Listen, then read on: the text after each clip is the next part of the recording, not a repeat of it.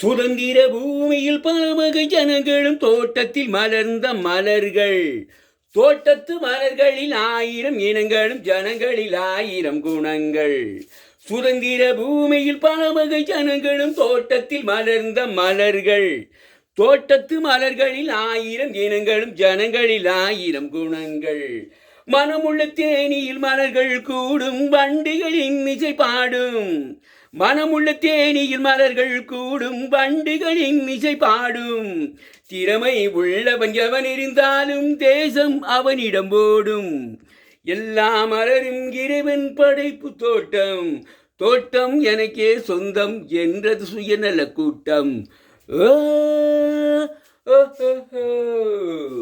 la la la la la la la la la la